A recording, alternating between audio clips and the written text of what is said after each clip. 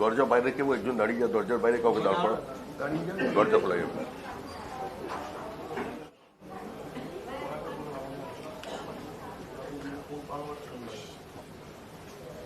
শুরু করছি। আমাদের রাজ্য, আমাদের এগিয়ে পশ্চিমবঙ্গের সঙ্গে দেশের আরো 11টি রাজ্যে এসআইআর শুরু হয়েছে। এর মধ্যে 10টি রাজ্যে এসআইআর সম্পূর্ণ হয়েছে। উত্তরপ্রদেশে 4 কোটির বেশি ভোটার এর নাম বাদ গেছে তালিকা থেকে, তাদের সময়সীমা কিছুটা বাড়ানো হয়েছে। কেরল এবং তামিলনাড়ু অবিজেপি শাসিত রাজ্য, সেখানেও এসআইআর এর কাজ সম্পূর্ণ হয়েছে। কোথাও কোনো বিরোধিতা নেই, কোথাও কোনো বিডি অফিসে আগুন নেই, কোথাও ন্যাশনাল হাইওয়ে স্টেট হাইওয়ে অবরোধ নেই, কোথাও ভিন্ন দলের বিএলএ 2 এর উপর আক্রমণ নেই, কোথাও বিএলওদের ভীতি প্রদর্শন করা নেই, কোথাও বিএলওদের বাধ্য করে ফলস ডকুমেন্ট সিস্টেমে আপলোড করবার অভিযোগ নেই। কিন্তু একমাত্র অভিযোগ উঠে আসছে পশ্চিমবঙ্গে। এটা সামগ্রিকভাবে পশ্চিমবঙ্গবাসীর লজ্জা। এর থেকে বড় দুর্ভাগ্যজনক ঘটনা আর কিছু হতে পারে না যে সুপ্রিম কোর্ট নির্দেশ দিচ্ছেন বিচারপতিকে দিয়ে আজকে এই কাজকে সম্পূর্ণ করতে হবে। এর অর্থ কি? এর অর্থ হলো কি আমাদের প্রশাসকদের অযোগ্যতা, তাদের বিশ্বাসযোগ্যতার অভাব, নাকি প্রশাসনের সম্পূর্ণ রাজনীতিকরণ, যার উপরে বর্তমানে সুপ্রিম কোর্ট কোনো আস্থা রাখতে পারছেন না। বিচারপতিরা বলছেন এখন যে তাদের নিরাপত্তার প্রয়োজন আছে, অর্থাৎ এ রাজ্যে জুডিশিয়ারি ইজ আন্ডার থ্রেট। বিচারপতিরা পর্যন্ত নিরাপত্তাহীনতায় ভুগছেন। অতীতে যদিও এই ঘটনার দৃষ্টান্ত একাধিক আছে। বিভিন্ন ডিস্ট্রিক্ট কোর্টে বিচারপতিদের বেল না দিতে বাধ্য করার জন্য চাপ সৃষ্টি করা হচ্ছে। মিথ্যা মামলায় বিজেপি কর্মীদের হেনস্থা করা হচ্ছে। প্রশাসনের সম্পূর্ণ রাজনীতিকরণ হয়ে গেছে এ রাজ্যে। এটা বাম জমানার সমস্ত দৃষ্টান্ত, তারা যা স্থাপন করেছিলেন, তারা যা অবস্থানে নিয়ে গিয়েছিলেন রাজ্যটাকে, সেটাকেও ছাপিয়ে চলে গেছে। আমাদের প্রথম থেকে বক্তব্য ছিল একটাই, যে যখন ডেটা এন্ট্রি অপারেটর থেকে শুরু হয়েছে এই পুরো প্রক্রিয়াকে কলুষিত করার, বিপর্যস্ত করার এবং পুরো প্রক্রিয়াটাকে ভিন্ন পথে চালিত করা, পরিকল্পিতভাবে তৃণমূল কংগ্রেস, তার তৃণমূল কংগ্রেস সরকার দিয়ে, কারণ এটা পশ্চিমবঙ্গ রাজ্য সরকার নয়, এটা তৃণমূল কংগ্রেস সরকার, 15 বছরেও এরা নিজেদের পশ্চিমবঙ্গ রাজ্য সরকার করে উঠতে পারেনি। এটা তৃণমূল কংগ্রেসেরই সরকার থেকে গেছে। এখনো পর্যন্ত এসডিও বিডিওদের ওপরে ডিএমরা চাপ সৃষ্টি করছেন। এই ডিএমদের আমরা চিনি। কেউ যদি মনে করেন যে শুধুমাত্র নেতাদের দিকে আঙুল তুলে কিছু নেতার দুর্নীতির দিকে দেখিয়ে এখন তারা সমস্ত পাপ মুক্ত হয়ে আবার যে যার রিটায়ারমেন্টের পরে বাড়ি ফিরে যাবে নির্বিঘ্নে, তাদের ভবিষ্যতের যাত্রাপথটা 60 বছরের পরেও খুব একটা মসৃণ হবে না, এটা আগামী দিনে নতুন সরকার করে দেখিয়ে দেবে। যে আমলা যার সঙ্গে যোগাযোগ রাখুন না কেন, কেন্দ্রীয় সরকারের যে পিএসইউ আছে তার চেয়ারম্যান যদি মনে করেন যে এই রাজ্যের কোন সেক্রেটারির সঙ্গে সম্পর্ক রাখবেন, আর তিনিও বিভিন্ন ধরনের তৃণমূলী কাজে যুক্ত হয়ে যাবেন, তাহলে তাকেও একই অবস্থার সম্মুখীন হতে হবে। এটা লুঠের রাজ্য নয়। আমাদের অবস্থান অত্যন্ত স্পষ্ট, 80 দিনই লাগুক আর 180 দিনই লাগুক, সেটা নির্বাচন কমিশনের দায়িত্ব। নির্বাচন কমিশনের দায়িত্ব হচ্ছে ত্রুটি মুক্ত, ভেজাল মুক্ত ভোটার লিস্ট পশ্চিমবঙ্গবাসীকে উপহার দেওয়া। ভারতবর্ষের অন্যান্য প্রান্তে যদি নির্বিঘ্নে এসআইআর সম্পূর্ণ হতে পারে, পশ্চিমবঙ্গে কেন হচ্ছে না? কেন মানুষকে অযথা হয়রানি স্বীকার করতে হচ্ছে? বিজেপির বিএলএ 2 এর নামে ফর্ম 7 ফিল আপ করা হচ্ছে, তার স্বাক্ষর নকল করে বা তার নামে সমাজের প্রতিষ্ঠিত ব্যক্তি, অত্যন্ত বেশি বয়সের মানুষজনের, তাদের বিরুদ্ধে কমপ্লেন জমা দিয়ে দেওয়া হচ্ছে এবং তাদের আজকে শুনানিতে যেতে হচ্ছে, হয়রানি শিকার হচ্ছেন তারা। যে বেশ কিছু নাম উঠে এসেছে, এর মধ্যে 90% বেশির সঙ্গে বিজেপির দূর দূর পর্যন্ত কোনো যোগাযোগ নেই। নির্বাচন কমিশনের কাজ করছে, এটা পশ্চিমবঙ্গ রাজ্য নির্বাচন কমিশনার নয় যে বোমা পড়ে কারোর পা উড়ে যাবার পরে একজন নিরাপদ আশ্রয়ে বসে নির্বিকারে রাজ্য নির্বাচন কমিশন বলতে পারেন চকলেট বাজির মতো একটা বাজি ফাটার ঘটনা আছে। প্রাক্তন ডেপুটি মেয়র মীনা দেবী পুরোহিত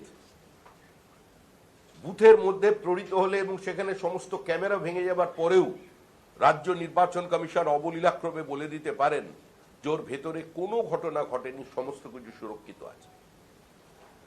মনে রাখবেন, এই পঞ্চায়েতে এত লুঠের পরেও বিডিওদের কাজে লাগিয়ে প্রকাশ্যে বিজয়ী ক্যান্ডিডেটদের বসিয়ে রেখে মহিলাদের রাত্রি 1:30টার সময় পুনর্গণনার নামে তাদের পরাজিত দেখিয়ে দিয়েছে যারা, তারপরেও কিন্তু 11,000-এর বেশি আসনে এ রাজ্যে বিজেপি জিতেছে। যারা আমাদের খুন করে মনে করেছিলেন এ রাজ্য থেকে বিজেপিকে তুলে দেবেন, তারা পারেননি। সিপিএম এর হাতে আমাদের কর্মীরা শহীদ হয়েছে, তৃণমূল কংগ্রেস সেই সংখ্যাটা ছাপিয়ে নিয়ে গেছে। কিন্তু আজকে যে পরিস্থিতি তৈরি হলো, এতে সামগ্রিকভাবে পশ্চিমবঙ্গবাসীর যে সারা ভারতবর্ষের সামনে মুখ পুরল। কেন বিচারপতিদের নিয়ে আসতে হলো? আর আজকে কেন বিচারপতিরা নিরাপত্তার দাবি করছেন? No SIR, no vote. আমাদের যা ফর্ম 7 বাজেয়াপ্ত করা হয়েছে, যে ফর্ম 7 কেড়ে নেওয়া হয়েছে, আগুন লাগিয়ে দেওয়া হয়েছে, থানায় যে ফর্ম 7 কে নিয়ে যাওয়া হয়েছে সম্পূর্ণভাবে বেআইনিভাবে, আমাদের প্রত্যেকটা অভিযোগকে গ্রহণ করতে হবে। শুধু আমাদের নয়, তৃণমূল কংগ্রেসও যদি অভিযোগ দিয়ে থাকে, সিপিএম যদি দিয়ে থাকে, আমি জানি না অবশ্য সিপিএম তো আবার এখন মুর্শিদাবাদের দিকে চলে গেছে, কেন্দ্রিক হয়ে গেছে। কমিউনিস্ট পার্টি মার্কসিস্ট ছিল, এখন কমিউনিস্ট পার্টি মুর্শিদাবাদ রয়েছে বর্তমান সম্পাদকের নেতৃত্বে। বা কংগ্রেস যদি দিয়ে থাকে, বা কোনো সাধারণ প্রতিবেশী যদি দিয়ে থাকে, প্রত্যেকের অভিযোগকে গ্রহণ করতে হবে। কারণ ভেজাল মুক্ত ভোটার লিস্ট পাওয়ার অধিকার প্রত্যেকটা রাজনৈতিক দলের আছে, প্রত্যেকটা নাগরিকের আছে, এবং তাকে নিশ্চিত করবার দায়িত্ব হচ্ছে নির্বাচন কমিশন। আমরা প্রথম দিনেও যে কথা বলেছি, আজকেও সে কথা বলছি যে জ্ঞানেশ কুমার সাহেবের কলকাতায় আসার প্রয়োজন আছে।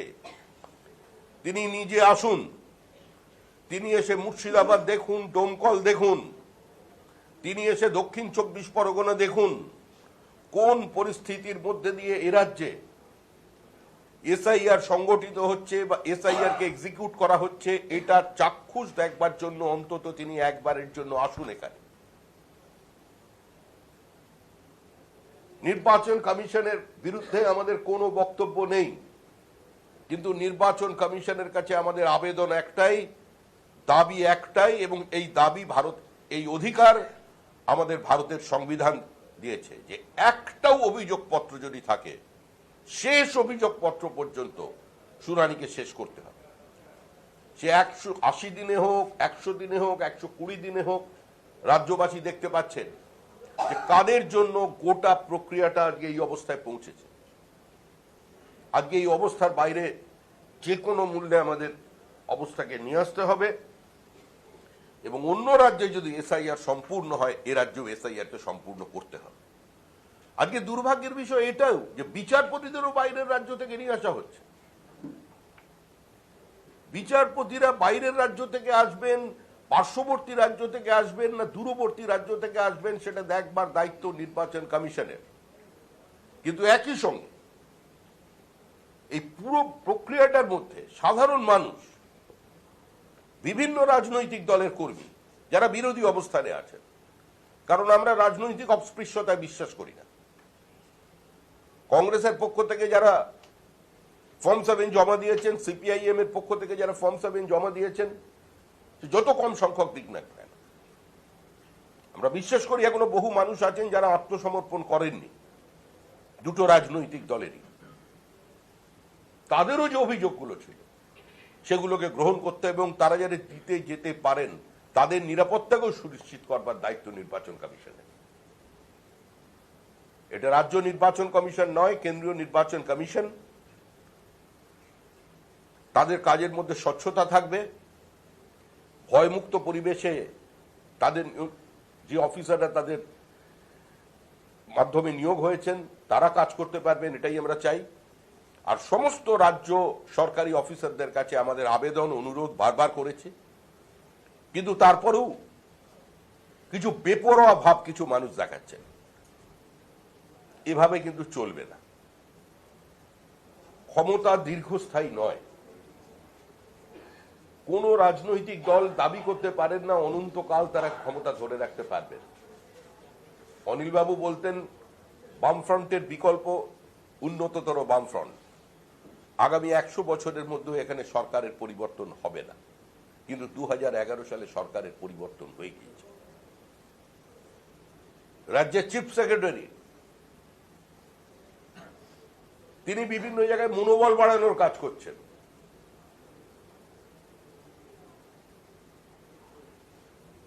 যে সরকার পরিবর্তন হচ্ছে না,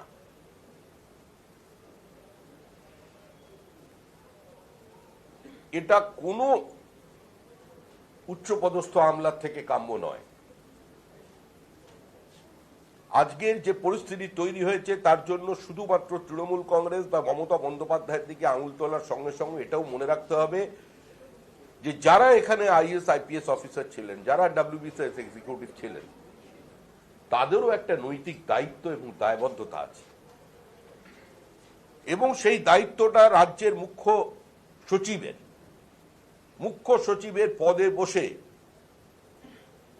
যে আচরণ তার দেখেছেন পশ্চিমবঙ্গের মানুষ, সেটা দেশের কেন সমাজের কোন স্তরে কাম্য নয়। তাই আমরা বলছি এই প্রক্রিয়া যত দ্রুত শেষ করা যায়, সময় যাতে ভোট করলে আমরাই আনন্দ পাবো, আমাদের খাটনি কম হবে, আমরা নির্বাচনের জন্য প্রস্তুত। কিন্তু এসআইআর কে শেষ করতে হবে। মাঝপথে এসআইআর বন্ধ হয়ে গেল আর একটা ওই বলে সে ভোটার লিস্ট নিয়ে নির্বাচন হবে, এটা আর হবে না। কারণ পশ্চিমবঙ্গ একটা সীমান্তবর্তী রাজ্য, এই নির্বাচনের সঙ্গে এই ভোটার তালিকার সঙ্গে জাতীয় আভ্যন্তরীণ নিরাপত্তার সম্পর্ক আছে। আইএসআইএস এর জঙ্গি এই রাজ্য থেকে ধরা পড়েছে, তামিলনাড়ু থেকে যাদের গ্রেপ্তার করলো দিল্লি পুলিশ, সেখানেও পশ্চিমবঙ্গ একটা বড় নাশকতার ছক তৈরি করছিল তারা। আজকে আমরা আমাদের এই নির্দিষ্ট জমিটাকে সন্ত্রাসবাদীদের একটা অপারেশন করবার জন্য বা আতুর ঘর হিসেবে তৈরি করে দিতে পারি না। এটা কোনো রাজ্যবাসী চান না এবং আমরা চাই এক্ষেত্রে কোনো রাজনৈতিক বিভাজন না থাকে। দল মতের ঊর্ধ্বে উঠে সবাই এই ইলিগাল ইমিগ্রেশনের বিরুদ্ধে, বিনা যুদ্ধে ভারত দখলের বিরুদ্ধে, এই র্যাডিক্যালাইজেশনের বিরুদ্ধে, নাশকতামূলক ছক তৈরি করবার জন্য পশ্চিমবঙ্গের জমিকে ব্যবহার করবার বিরুদ্ধে, পশ্চিমবঙ্গকে প্যাসেজ করে বিহার এবং ঝাড়খণ্ডের ডেমোগ্রাফি বদলে দেবার বিরুদ্ধে, ল্যান্ড জেহাদের বিরুদ্ধে। সমস্ত সুস্থ স্বাভাবিক সচেতন মানুষ আজকে তারা ঐক্যবদ্ধ হবেন এবং আমাদের দাবি সমস্ত জাতীয়তাবাদী ভারতীয় মুসলমানদের কাছেও যে কোনো প্ররোচনায় পা দেবেন না, কোনো প্ররোচনায় পা দেবেন না। যারা আজকে আপনাদের বিভিন্ন ভাবে বিজেপির বিরুদ্ধে খেপিয়ে দিতে চাইছে, আপনারা আপনাদের কাজ করুন। আপনারা যদি মনে করেন বিজেপিকে ভোট দেবেন না, কোনো বিজেপিকে ভোট দেওয়ার প্রয়োজন নেই। ভোট না দিলেও বিজেপি এখানে ক্ষমতার পরিবর্তন হয়ে যাবে। আসামে যদি ক্ষমতার পরিবর্তন হয়ে থাকতে পারে এবং তৃতীয়বারের জন্য গতবারের থেকে বেশি ভোটের ব্যবধানে আসামে বিজেপি সরকার আসছে, এ রাজ্যেও সেটা হবে। শুধু একবার আমাদের অনুরোধ, আয়নার সামনে দাঁড়িয়ে নিজেদের দিকে তাকাবেন। তৃণমূলের যারা নেতা আছেন, যারা বিভিন্ন সময় সংখ্যালঘু মানসিকতাকে ইন্ডালজ করতে থাকেন এবং তাদের উস্কোতে দিতে থাকেন, আজকে তাদের থেকে দূরে থাকবেন। নিজেদের ভবিষ্যৎ প্রজন্মের কথা চিন্তা করুন, নিজেদের শিক্ষার কথা চিন্তা করুন, সরকারি চাকরিতে আপনাদের অংশীদারিত্বের কথা চিন্তা করুন, আপনাদের ভবিষ্যৎ সন্তান সন্ততিদের ভবিষ্যতের কথা ভেবে ভিন রাজ্যে সংখ্যালঘুরা কি অবস্থায় আছেন আর পশ্চিমবঙ্গে কি অবস্থায় আছেন সেটা চিন্তা করুন। আর বিশেষ করে এই তুলনাটা যখন করবেন, গুজরাটকে মাথায় রাখবেন। গুজরাটের মুসলমানরা কি অবস্থায় আছে আর বাংলার মুর্শিদাবাদের মুসলমানরা কি অবস্থায় আছে। যারা এ রাজ্যে দাঁড়িয়ে বলছেন বাংলা ভাষা বললেই আক্রমণ করছে, আজকে সেই মুসলমান পরিবারের কাছে গিয়ে জিজ্ঞাসা করুন তার পরিবারের ছেলে কেন গুজরাটে চাকরি করছে, কেন বিজেপি শাসিত মধ্যপ্রদেশে আছে, কেন বিজেপি শাসিত মহারাষ্ট্রে আছে, আর কত টাকা প্রতি মাসে আপনার সংসার খরচার জন্য বাড়িতে পাঠাচ্ছে। কেন আপনার ছেলে এ রাজ্য ছেড়ে চলে গেছে। এ রাজ্যে তো এত সংখ্যালঘু দরদি সরকার বারবার এসেছে। 34 বছর ছিল, তারপরে 15 বছরে আছে, হাফ সেঞ্চুরি পার করে দিয়েছে। তারপরেও কেন এ রাজ্যের মুসলমানরা ভিন রাজ্যে গিয়ে শ্রমিকের কাজ করবেন? কেন এ রাজ্যের মুসলমান ছেলেরা গিয়ে আজকে আরবের বিভিন্ন দেশে কার্যত কৃতদাসে পরিণত হবেন, তাদের পাসপোর্ট কেড়ে দিয়ে কিছু মানুষ বন্দি বানিয়ে ফেলবেন আর তারা কান্নাকাটি করবেন হাই কমিশনে গিয়ে? এই অবস্থার বাইরে বেরোনোর প্রয়োজন আছে। ধন্যবাদ। আপনি বললেন বিচারপতিদের নিয়োগ একটু জানতে চাইছি, ঝাড়খণ্ড থেকে বিচারপতিদের আনা হচ্ছে এই এসআইআর একটা প্রশাসনিক কাজ করতে। ঝাড়খণ্ড, উড়িষ্যা এবং এইটার আপত্তি জানিয়েছিলেন কল্যাণ বন্দ্যোপাধ্যায়। তো চিফ জাস্টিস বলেছেন যে প্রখণ্ড বঙ্গের এরা ছিল, ফলে এদের নিশ্চয়ই ধারণা থাকবে। আর একদিন করে করে 250 জনের যদি শুনানি লাগে তাহলে 80 দিন লাগবে, সেই কারণে এই সিদ্ধান্ত। রাজ্য সরকার থেকে বাধাও দেওয়া হয়। পুরো প্রক্রিয়াটিকে তো প্রথম থেকে বাধা দিয়ে আসছে রাজ্য সরকার। রাজ্য সরকার মানে তৃণমূল কংগ্রেস সরকার, এটা রাজ্য সরকার নয়, এটা সকলের সরকার নয়। যারা তৃণমূলকে সমর্থন করেন, তৃণমূলকে ভোট দেন, তৃণমূলের সমর্থনের রাস্তায় কথা বলেন, কিংবা তৃণমূলের উত্তেজক সমর্থক যারা আছেন, এটা তাদের সরকার। যাদের চাকরিগুলো বিক্রি হয়ে গেছে, এটা তাদের সরকার নয়। এ দেখুন, নার্সরা পর্যন্ত বিক্ষোভ দেখাচ্ছেন স্বাস্থ্য কেন্দ্রের সামনে, পুলিশ বিক্ষোভ দেখাচ্ছে ভবানী ভবনের সামনে, মুখ্যমন্ত্রীর নিজের দফতর সিএমও সেখানে গ্রুপ ডি নিয়োগের জন্য, তার সেখানে অস্বচ্ছতার জন্য তারা ধর্মতলায় বসে পড়েছেন। মাদ্রাসা শিক্ষা, সেখানে শিক্ষক নিয়োগের জন্য, সেখানে তালিকার দাবিতে যারা পরীক্ষা দিয়েছিলেন, যারা আশা করছেন তারা পাশ করেছেন, তারা রাস্তায় বসে পড়েছেন। কি হলো বনসহায়কদের? মুখ্যমন্ত্রী তো বলেছিলেন তিনি তদন্ত করবেন। যিনি মন্ত্রী ছিলেন তিনি এসেছিলেন আমাদের দলে কিছুদিনের জন্য বেড়াতে, পকেট থেকে কাগজ বার করেছেন, সমস্ত চিঠি রেখে দিয়েছি, বলেছিলেন উঁচু করে যে সব দুর্নীতি আমি দেখিয়ে দেবো, কাদের কথায় আমি কাজ করেছি। তারপরে তিনি আবার ফিরে গেলেন, হায় মা তো ক্ষমা করো মোরে, সন্তান তব ফিরে আছি ঘরে। কি করলেন তিনি? কেন তদন্ত বন্ধ হলো? তার উত্তর দিতে হবে এই নির্বাচনের আগে। সেটা নির্বাচন কমিশন বুঝবে। এখানেরই যারা বিচারক আছেন তারা ভয় পেয়ে যাচ্ছেন বিভিন্ন জায়গায় যেতে, তারা যে কোনো সময় আক্রান্ত হতে পারেন, তারা নিরাপত্তাহীনতায় ভুগছেন, তারা সিআইএসএফ চাইছেন। তা ভিন রাজ্য থেকে আসবেন, প্রক্রিয়াকে তো শেষ করতে হবে। কেন গুজরাটে ভিন রাজ্য থেকে বিচারকের প্রয়োজন হয়নি? কেন তামিলনাড়ুতে হয়নি, কেরলে হয়নি, আর কেন পশ্চিমবঙ্গে হচ্ছে, কেন উত্তরপ্রদেশে হয়নি? আজকে তার উত্তর পশ্চিমবঙ্গের মানুষ চাইছে। নির্বাচনের আগে ওয়েব ক্যাম্প বসিয়ে সীমান্ত এবং রাজ্যের সীমান্ত এবং আন্তর্জাতিক সীমান্তে নাকা চেকিং করবে কমিশন সূত্রে আমাদের খবর। সূত্রের খবরের ওপরে ভিত্তি করে বলা যায় না, তবে আমরা একটা বিপজ্জনক অবস্থার মধ্যে বসে আছি। 4007 কিলোমিটার বাংলাদেশের সঙ্গে আমাদের একটা পোরাস বর্ডার, যার মধ্যে পশ্চিমবঙ্গে 2217 কিলোমিটার আছে, সেখানে 562 কিলোমিটার আনফেন্সড। অন্য রাজ্য সহযোগিতা করেছে, জমি দিয়েছে, বিএসএফ সেখানে কাঁটাতারের বেড়া লাগিয়ে দিয়েছে, কিন্তু পশ্চিমবঙ্গে করা যায়নি। এখানে বিওপি করার জন্য জমি পাওয়া যায় না, 43টা রেলওয়ে প্রজেক্ট এখানে বন্ধ হয়ে আছে, এখানে ফ্রেট করিডোর তৈরি করবার জন্য জমি নেই, এখানে মেট্রো রেলের যে সংযোগ স্থাপন সামান্য চিংড়িহাটার কাছে আটকে গেছে। তো এগুলো সমস্তই কেন্দ্রীয় প্রকল্পকে বাস্তবায়িত না করতে দেওয়ার লক্ষণ। যদি হয় ভালো। কমিশন বলছে, সুপ্রিম কোর্ট বলেছে 28 তারিখ যে তালিকা, ভোটার তালিকা, সেই ভোটার তালিকা প্রকাশ করতে হবে এবং বাকিটা সাপ্লিমেন্টারি হিসেবে সুপ্রিম কোর্টের অবস্থান জানিয়েছে, আমরা তো সুপ্রিম কোর্টের বিরুদ্ধে যাচ্ছি না, কিন্তু বাকিটা যখন করতে হবে অসুবিধার শিকার হবে মানুষ, বাকিটা হবে। সুপ্রিম কোর্ট আইনের ভিত্তিতে তালিকা প্রকাশের কথা বলছেন, কিন্তু আমরা যারা রাজনীতি করি, আমরা যারা মানুষের দরজায় ভোট চাইতে যাই, আমরা তো তালিকা হাতে করে নিয়ে যাব, তালিকা সঙ্গে করে নিয়ে যাব। তো মনোনয়নের তারিখ দেবার তারিখ পর্যন্ত বলা হচ্ছে যে সমস্ত কিছু নতুন ইনক্লুশন হতে পারে, সেটা আইনি ভাষায় সুপ্রিম কোর্ট বলেছে। কিন্তু এই প্রক্রিয়ার এত দেরি হলো কেন? এই দীর্ঘসূত্রিতার জন্য দায়ী তো বর্তমানে শাসক দল। এই দীর্ঘসূত্রিতার জন্য দায়ী হচ্ছে রাজ্যের মুখ্য সচিব। তিনি তার দায়িত্বকে অস্বীকার করতে পারেন না, একটা নির্দিষ্ট মানসিকতা। এর একমাত্র উদ্দেশ্য হলো যে বাংলাদেশি অনুপ্রবেশকারী জেহাদি রোহিঙ্গাদের প্রোটেকশন দেওয়া, ভুয়ো ভোটারদের নাম তালিকায় রেখে দেওয়া, যারা এই পৃথিবীর মায়া কাটিয়ে ওপরে চলে গেছেন একটা মানবিক মুখ দিয়ে তাদের বিচার করে তাদের বুকে টেনে ধরে রাখা।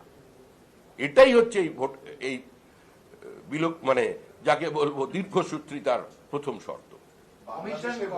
বাংলাদেশে বসে এ রাজ্যে জঙ্গি কার্যকলাপ হচ্ছে, কারণ তো মালদাতে সেই কানেকশন দেখা গেছে, কলকাতায় বসে ডকুমেন্টস তৈরি করে নেওয়া হচ্ছে, কি বলবেন? এটা তো আমরাই বলছি, আমি আর নতুন করে কি বলবো, আজ থেকে নয়। 80-র দশক থেকে আমরা বলে আসছি যে একটা সাইলেন্ট ডেমোগ্রাফিক ইনভেশন পশ্চিমবঙ্গের মধ্যে চলেছে। এটা একটা ইসলামিক ফ্যাসিজম এর একটা pan Islamic model, pan Indian model এখানে তৈরি যেতে হয়, যে সমস্তভাবে লোক ঢুকিয়ে দাও, ভারতবর্ষের নিরাপত্তা বিঘ্নিত করে। তো আমরাই বলছি, একটা সময় আমরা দুর্বল ছিলাম, 242টা আসনে ইন্দিরা গান্ধীর মৃত্যুর পরে প্রতিদ্বন্দ্বিতা করে আমরা 2টো আসন পেয়েছিলাম। আমাদের দেখে তখন কংগ্রেস বলতো হাম দো হামারা দো। আদবানিজি কলকাতায় বলে গেছিলেন, হ্যাঁ হাম দো হামারা দো, লেকিন বাংলাদেশ সে আনে দো।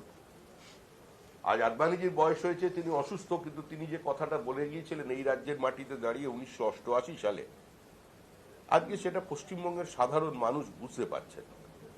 আজকে আমাদের পরিবারের বাইরেও মানুষজন এই ইস্যুটাকে অ্যাড্রেস করছেন, যে দেশের আভ্যন্তরীণ নিরাপত্তা বিপর্যস্ত হয়ে যাচ্ছে পশ্চিমবঙ্গের এই সাম্প্রদায়িক তোষণের, ব্লক ভোটের রাজনীতির কারণে।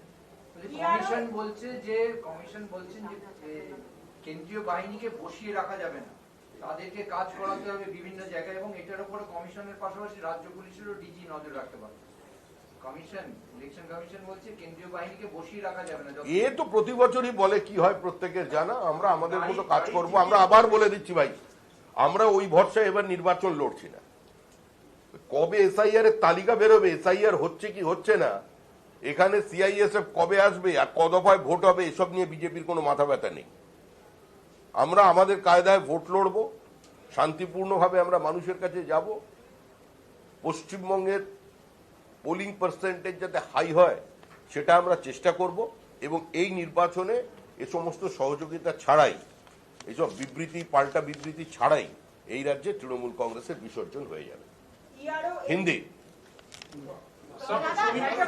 एक एक करके। एसआईआर को लेकर सुप्रीम कोर्ट ने बोला, आर्टिकल 142 का इस्तेमाल करते हुए बोला है कि ऑन टाइम फाइनल ड्राफ्ट आना चाहिए। स्क्रूटनी करने के लिए दूसरे राज्यों से जजों को यहाँ पे बुलाया गया। न्यायालय को जो कहना था वो कह दिया। दूसरी राज्य से जजेस को लाने का मतलब क्या है? पश्चिम बंगाल की इस प्रशासन के ऊपर सर्वोच्च न्यायालय का कोई विश्वास नहीं है। इट्स दुर्भाग्यपूर्ण स्थिति है और सुप्रीम कोर्ट का ऐसा निर्देश से यही लोग समझेंगे कि इस राज्य में जो प्रशासन है उसका संपूर्ण रूप से राजनीतिकरण हो चुका है। पश्चिम बंगाल में जो सरकार है ये पश्चिम बंगाल राज्य सरकार नहीं है, ये तृणमूल कांग्रेस सरकार है। तो इसी का कारण ऐसा निर्देश सर्वोच्च अदालत से आ रहे हैं। तो श्रमिकदा, तृणमूल कांग्रेस का आरोप है पश्चिम बंगाल में गए एक महीने में बाहर के राज्यों से करीब 200 से ज्यादा कार्यकर्ता ऐसे आए हैं बीजेपी का, जो कि पश्चिम बंगाल बीजेपी के लिए काम कर रहे हैं। उनके रहना खाना पीना सब कुछ के लिए जो पैसा खर्चा हो रहा है, तृणमूल कांग्रेस आरोप लगा रहा है यही पैसा अगर लोगों के लिए बीजेपी खर्चा करते तो शायद ज्यादा वोट मिल जाते, और ये बस बाहर से लोग। अरे 200 आए, 2000 आए, 20,000 आए, उसके तृणमूल का क्या लेना देना है?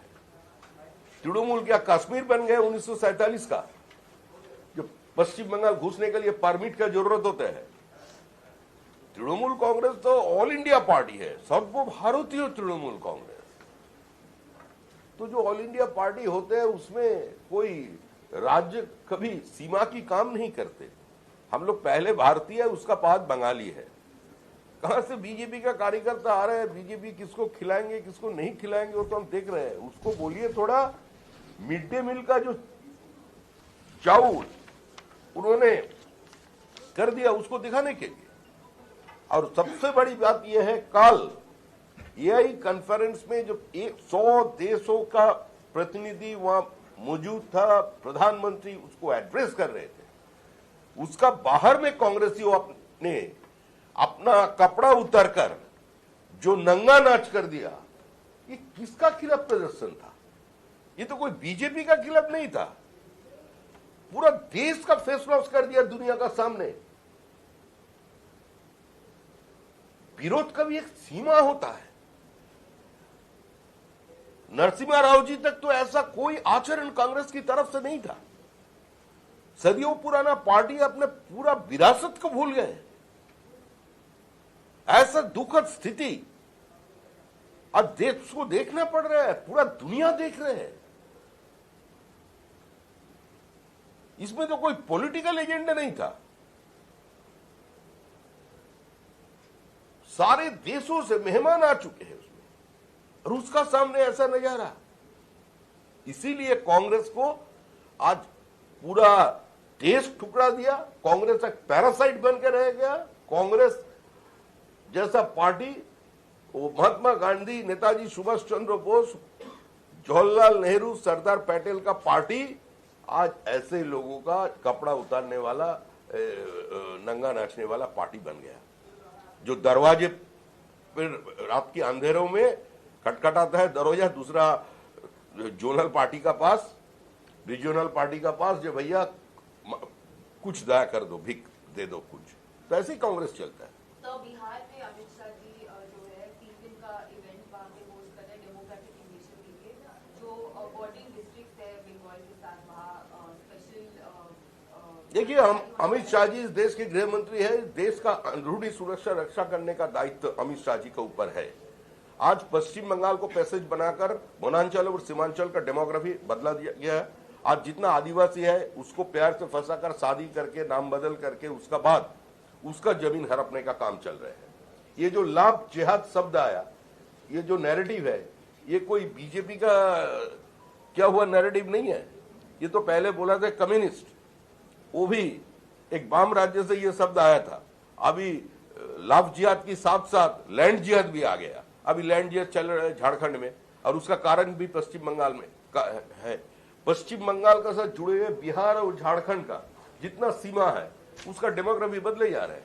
और उसी का साथ साथ आज सभी देश को यह सोचना चाहिए, पूरा देश के लिए एक वार्ता है, जो बांग्लादेश का साथ भारत की सीमा का उस पार जो जमात का अपसार हुआ है, और इस पार जैसे उसका कार्यकलाप जो चल रहे हैं, जो देखा जा रहा है अभी मालदा और मुर्शिदाबाद में, नोदिया की कुछ कुछ जगह में, तो इसके लिए सोचना पड़ेगा। पूरे देश को सोचना पड़ेगा, पूरा पश्चिम बंगाल वासियों को सोचना पड़ेगा, और इसमें कोई राजनीति नहीं करना है। और एक सवाल है, मैं फिर से एक बार पूछ लेता हूँ, जो प्रोसेस में एसआईआर चल रहा है, बाहर से जज आ रहा है, जितना अभी बाकी है हियरिंग वगैरह, आपको लगता है कि प्रोसेस पूरा टाइम पे खत्म होके वोट सही समय पे हो जाएगा? हमको क्या लग रहा है, नहीं लग रहा है, विषय मतलब ये नहीं बीजेपी है। को, आपको नहीं, बीजेपी को? हम मतलब तो बीजेपी है, हाँ। हम बीजेपी का बाहर थोड़ी है। बीजेपी से निकलने के बाद हमारा साइज का आदमी को कौन पूछेगा भाई। हम जो आज है बीजेपी है। क्या बोला? नहीं दादा, फिर भी उत्तर दे हमारा देखिए, हमारा स्टैंड पार्टी का एकदम स्पष्ट है, नो एसआईआर नो वोट। अंतिम सूची में भी जिसका नाम है उसको भी सुनवाई में बुलाना चाहिए, उसका भी बात ध्यान में रखकर वोटर लिस्ट बनाना चाहिए। जितना फॉर्म 7 हम लोग दाखिल करने गया, जो छीन लिया गया, जला दिया गया, पुलिस ने जिसको जब्त कर दिया, उसका ऊपर कार्रवाई होना चाहिए। हमारा मांग स्पष्ट है। गणेश कुमार जी बहुत अच्छा काम कर रहे हैं, 10 राज्यों में उन्होंने एसआईआर समाप्त कर दिया है, लेकिन क्यों पश्चिम बंगाल में इतना हंगामा हो रहा है ये देखने के लिए उसका भी ये दायित्व बनता है कि एक बार उन्होंने भी पश्चिम बंगाल में पधारे, वो जाए थोड़ा मुर्शिदाबाद, साउथ 24 परगना, मालदा, हावड़ा की कुछ जगह, कलकत्ता शहर में वो जो है ना, हमारा जो स्पीकर का, हमारा जो मेयर साहब का जो कॉन्स्टिट्यूएंसी है, जो मेयर साहब ने बोला था ये मिनी पाकिस्तान है, पाकिस्तान के एक मैगजीन को डन, तो ये सब जगह में एक बार घूम कर आए। सर आपने बोला अभी कि एसआईआर, जैसे अभी बता रहे थे कि एसआईआर एक एडमिनिस्ट्रेटिव प्रोसेस है, लेकिन ये बहुत दुर्भाग्यपूर्ण बात है कि बाहर से आ रहे हैं ये विचारक को, जस्टिस लोगों को लेके आ रहे हैं झारखंड, उड़ीसा को लेकर। तो इसमें हमारा करने का क्या है? पश्चिम बंगाल का पूरा हमारा कुछ नहीं सर, हम स्वागत करते हैं और उसका साथ हमारा व्यथा व्यक्त करते हैं जनता के सामने कि पश्चिम बंगाल का सारे के सारे एडमिनिस्ट्रेशन पॉलिटिसाइज्ड हो गए। पश्चिम बंगाल सरकार के ऊपर, सरकार की प्रशासन के ऊपर सर्वोच्च न्यायालय का कोई आस्था नहीं है, विश्वास नहीं करते इसको, इसीलिए आज न्यायाधीशों को बुलाना पड़ रहा है, वो भी बाहर के राज्य से न्यायाधीश आ रहे हैं। ये तो शर्मनाक विषय है पश्चिम बंगाल के लिए, पश्चिम बंगाल की जनता के लिए। एक non BJP rule state 2 Kerala और तमिलनाडु, उसमें एसआईआर बंद हो गया। अब देखा केरल का मुख्यमंत्री को भी काला कोट पहन के घुस जाने का। तमिलनाडु की मुख्यमंत्री पहुंचा था सुप्रीम कोर्ट, क्यों गई थी हमारा मुख्यमंत्री? एक पॉलिटिकल प्रेशर माउंट करने के लिए। It's a dangerous attempt to destroy the democratic system of this country. Judiciary के ऊपर ऐसा पॉलिटिकल प्रेशर माउंट करना, it is not expected in civil society. कोई भी सभ्य समाज में लोग इसको समर्थन नहीं करेंगे। স্ক্রুটিনির মাধ্যমে যে নামগুলো বাদ গিয়েছে সেই নামের আর স্ক্রুটিনি করবে না বিচারকেরা, তাহলে তাদের যে নাম বাদ গিয়েছে সেই ভোটাররা কোথায় যাবে? সুপ্রিম কোর্টের দরজায় যাবে, গণেশ কুমারজির বাড়ি যাবে, ইসির অফিসে যাবে। আমরা কি ইলেকশন কমিশন নাকি? ভারতবর্ষে যেটা সরকারটা যেটা আছে দেশে, সেটা ভারত সরকার, বিজেপি সরকার নয়। নরেন্দ্র মোদী দেশের প্রধানমন্ত্রী, নরেন্দ্র মোদী দেশের সম্রাট নন। গণতান্ত্রিক ব্যবস্থার মধ্যে দিয়ে ভারতবর্ষ হাজার হাজার বছর ধরে চলেছে। আজকে মনে রাখতে হবে এই সেই ভারতবর্ষ যেখানে বৈশালী রাজ লিচ্ছবি বংশের প্রথম রাজা রবক তিনি তার সিংহাসন হারান মানবাধিকার লঙ্ঘনের দায়ে, এবং সেটাও সেখানকার ভোটের মধ্যে দিয়ে ওই বৈশালীর জনগণই তাকে সেখান থেকে সরিয়ে দেন। এটা ভারতবর্ষ যেখানে গ্রিস 99 বছরের বেশি সময়ের ধরে তাদের গণতান্ত্রিক ব্যবস্থাকে ধরে রাখতে পারেনি, কিন্তু আমাদের চোল রাজত্বে এই তামিলনাড়ুতে তাল পাতাকে ব্যালট হিসেবে ব্যবহার করা হতো তাদের অনেক কয়েকশো বছর আগে, এবং সেখানে 30 থেকে 70 বছর পর্যন্ত মানুষ যারা শিক্ষিত এবং ট্যাক্স পেয়ার তারা ভোট দানে অংশগ্রহণ করতে পারতেন। সুতরাং এই গণতান্ত্রিক ব্যবস্থা, এই বহুদলীয় ব্যবস্থা, রাজতন্ত্রকেও গণতান্ত্রিক ব্যবস্থার মধ্যে দিয়ে সরিয়ে দেওয়া যায়, এটা ভারতবর্ষের এই বহুত্ববাদী সমাজ দীর্ঘদিন আগে থেকে শিক্ষা দিয়েছে। এটা আমাদের ডিএনএতে আছে।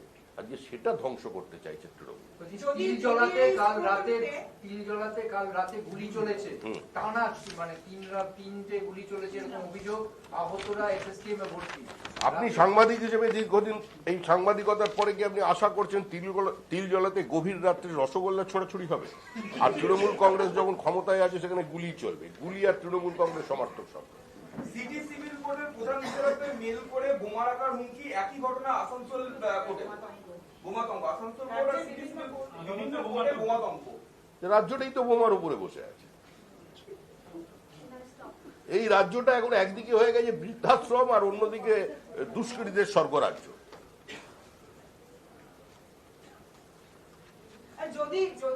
সব শেষ।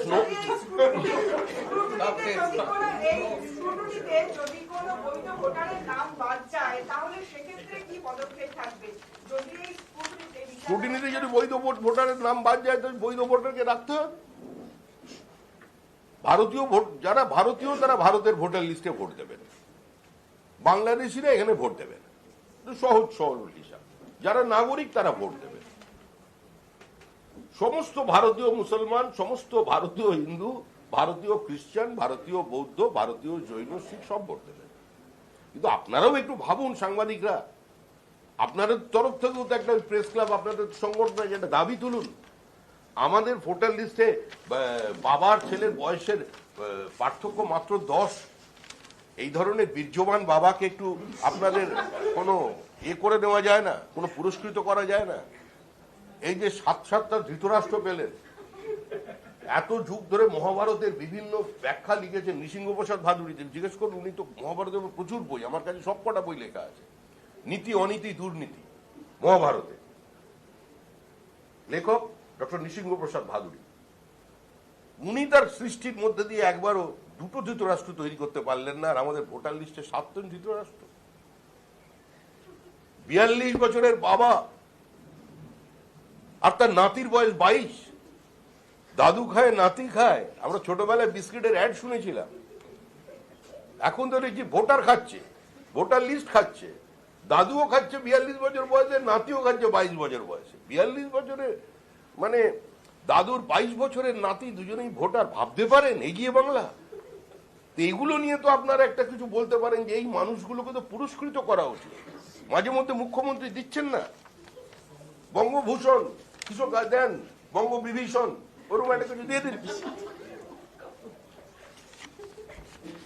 একটা আনন্দের খবর আছেন, সমাজে বিভিন্ন স্তরের মানুষরা এই সরকার থেকে মুক্তি পাওয়ার আশায় এবং নরেন্দ্র মোদীর নেতৃত্বে সারা ভারতবর্ষের যে উন্নয়নের কর্মযজ্ঞ শুরু হয়েছে এবং যেভাবে অপ্রাসঙ্গিক ভারতবর্ষ, ফ্র্যাজাইল 5-এর অন্তর্ভুক্ত ভারতবর্ষকে আজকে সারা পৃথিবীর মানচিত্রে 3য় বৃহৎ অর্থনীতির দিকে তিনি এগিয়ে নিয়ে চলেছেন, তার উপরে আস্থা রেখে। এবং কন্যাকুমারিকা থেকে কাশ্মীর পর্যন্ত এই জাতীয়তাবাদের উত্থান, বিকাশ, ভারতীয় সংস্কৃতি, ভারতীয় সভ্যতার বহমানতা, তার বহুত্ববাদকে প্রতিষ্ঠিত করতে এবং সর্বোপরি আমাদের যেটা আসন্ন, যেটা আমাদের স্বপ্ন, শ্যামাপ্রসাদের মাটিতে শ্যামাপ্রসাদের সরকার এবং গঙ্গোত্রী থেকে গঙ্গাসাগর পর্যন্ত বিজেপির সরকার, সেই স্বপ্ন নিয়েই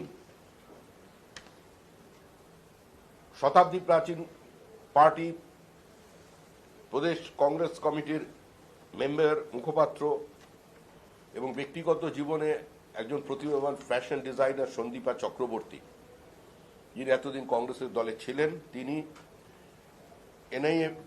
এনআইএফটির স্টুডেন্ট, এবং আরেকজন ব্যক্তিগত জীবনে আইনজীবী, আপনাদের সাংবাদিকদেরও পরিচিত নীলাভ ব্যানার্জি, প্রদেশ কংগ্রেসের মুখপাত্র, যুব কংগ্রেসের রাজ্য সম্পাদক, ব্যক্তিগতভাবে কালামিস্ট, বিভিন্ন জায়গায় লেখালেখি করেন। এই একজন তরুণ তরুণী আজকে আমাদের দলে যোগ দিচ্ছেন, বিজেপি পরিবারে তাদের স্বাগত। তুমি ওইটা আমি পড়াই, ব্যাগটা ধরি, এসো এসো, এখানে চলে একটা ধরে।